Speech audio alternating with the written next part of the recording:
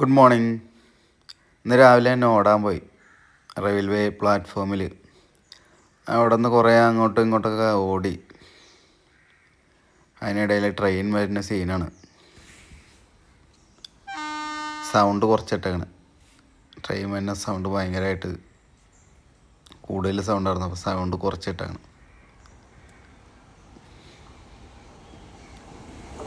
പിന്നെ അതൊക്കെ കണ്ടുനിന്നു.